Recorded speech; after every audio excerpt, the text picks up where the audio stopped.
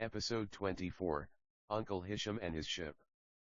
After my great-grandfather Abu Bakr Effendi's demise, the Waqaf lands as far as my family was concerned were not forgotten. On the contrary, it became firmly embedded in the minds and hearts of his offspring, especially the males, so much so, that they built their hopes and their dreams around it. Abu Bakr Effendi was scarce put into the ground when his wife, my great-grandmother Omi Tahura, put his library, together with all his other personal possessions, under lock and key. She gave firm instructions that the door to the library should never be opened again. The only person that can and must open the door must be her son Hisham. She would personally hand him the key when he had returned to South Africa after completing his studies overseas. Many were the times Omi Tahura used to say, "The stuff belongs to Hisham. He would best know what to do with it because he would be the most learned." True to word and deed, Omi Tahura saw to it that the library remained closed. Nobody was allowed to enter it. No. Not even to clean or dust up. 15 years went by before Hisham returned to South Africa. In all this time the library remained closed. His mother gave him the key and he took possession of all his father's personal belongings. I don't know what Hisham gave to my grandfather or to the other brothers and sister. The thing which he most definitely did not do, he did not give his brothers and sisters, including my grandfather, a single document nor any of the many books which were stacked in the library. That he did not give them any documents can be excused, because in those days there were no such things as photocopies. I cannot imagine him giving away the original. If my grandfather knew about the Waqaf lands, I cannot say. He never ever talked about it. Some stories did come down from my grandfather's youngest brother Omar Jalaluddin.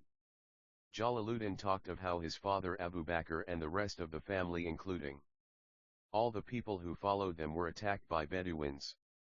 The surviving members of my family were dispossessed of their ancestral lands. What had become of my great-grandfather's dream of his son Hisham taking his rightful place at the helm of the Waqaf lands? Hisham, after his return to South Africa from his studies abroad, walked in his father's footsteps. He did many things his father could be proud of, but sad to say this never materialized.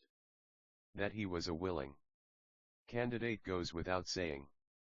All his life he talked about the Waqaf, albeit in an ambiguous way. Many were the times he used to say that he was waiting for his ship to come and fetch him. Alas! The ship never came, and Hisham, like his father before him, died and was buried in South Africa. Naym.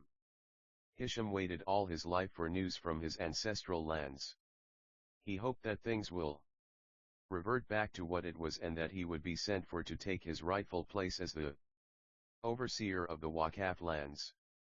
He also planned for any eventuality, like his father before him. He also sent one of his sons, Naym, overseas for religious education.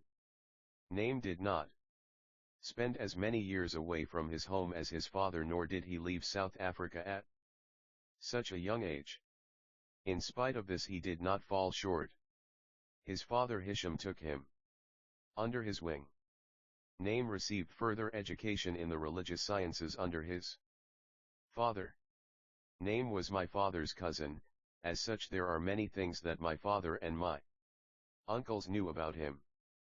They related much of what they knew about him to their children. My uncle Jalal always used to say that Naym was chosen by Hisham to lead the family back to their homeland. This did not take place. Naym died very young. He died in his early 40s. Because of this, according to Uncle Jalal, Hisham's plan had failed. Uncle Jalal explained by saying that Hisham never realized that Naym would die so young, therefore he did not have a contingency plan. Niam, while he was alive, suffered from a gallbladder complaint. He was admitted to hospital for an operation. This OP was not a success, he had died a few days later after he was sent home. According to my uncle Jalal, name, while he was on his deathbed, had told him that the doctors had not stitched him up, inside his body. My uncle was of the contention that it was done purposefully. According to my uncle, they were paid to do it by some powerful forces. He reasoned that his cousin name was a learned man, that he knew all the intricacies of the family's affairs. If he died, the family would not be a threat because the family would disappear into history. On looking back, I say no. It was the work of Satan. Above all else, Allah knows best.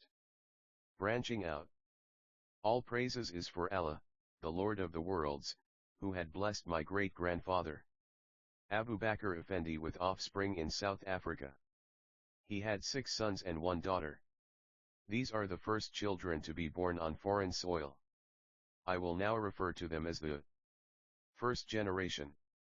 They are 1 Ahmad Ad Allah, 2 Hesham Niamatullah, 3 Fatima, daughter, 4 Mohammad Alahuddin, 5 Omar Jalaluddin, 6 Hussein Fuz.